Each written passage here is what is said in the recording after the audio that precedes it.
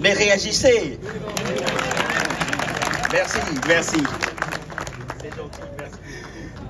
Merci Christelle et Richard pour cette co-animation. Alors c'est une séquence supplémentaire, on va dire la 3e, 4e de la journée. Ouais, au moins la 3e, 4e.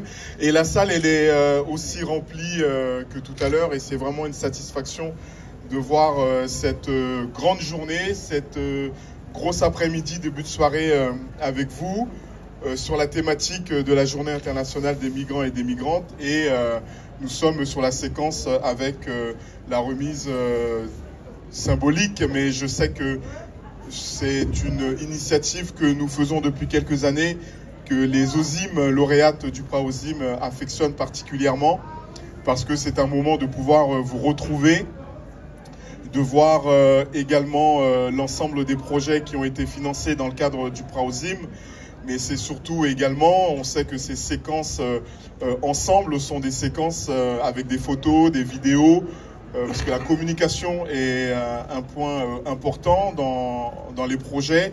Ce sont aussi des captures de photos, vidéos, comme je disais tout à l'heure, qui vont vous permettre d'alimenter vos dossiers lorsque vous allez chercher les autres cofinancements. Parce que le PRAOSIM, c'est un appel à projet qui permet de cofinancer ces différents projets que vous portez dans les pays d'origine. La thématique d'aujourd'hui, de cette année pour la GIM, migrants, migrantes, force du changement dans le double espace, les échanges en début d'après-midi et en milieu d'après-midi ont porté sur l'apport des migrants et des migrantes, je dirais beaucoup plus sur un focus dans le pays d'accueil. Et là, dans cette séquence-là des PRAOSIM, des lauréats du PRAOSIM, c'est aussi démontrer notre force dans cette double espace qui est le là-bas, donc dans le ou les pays d'origine.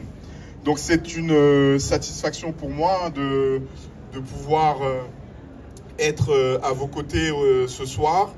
J'avais commencé sur le premier mandat qu'ont bien voulu me confier le réseau du Forim en 2019. Et je me rappelle encore de ces premiers moments, et je crois que c'est à ce moment-là aussi qu'on commençait vraiment à mettre en avant, à valoriser cet instant-là, parce que ce sont des moments de réseautage qui sont importants pour notre réseau, le réseau des diasporas solidaires. Donc je dirais, à cette place-là, c'est ma dernière cérémonie de lauréat du PRAOSIM. Donc ça en fait 6 du coup.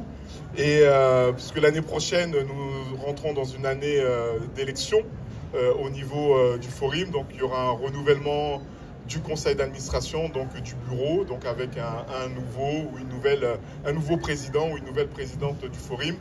Mais comme j'ai tendance à le dire, ça fait 22 ans que le Forim existe, on a 20 ans du PRAOSIM.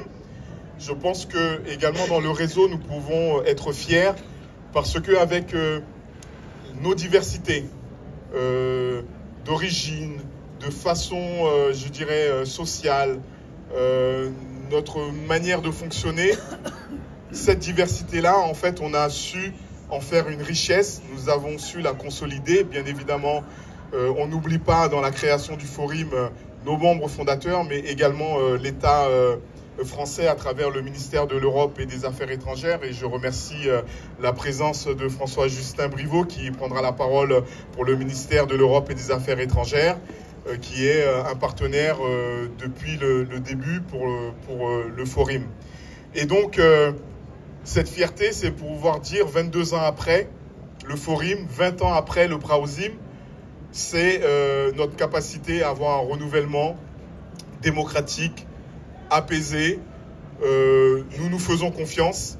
Bien évidemment, je ne veux pas vous dire que tout a été comme un long fleuve tranquille, comme dirait l'expression, mais nous sommes là, nous renouvelons nos instances. Nous essayons avec nos partenaires de consolider les acquis.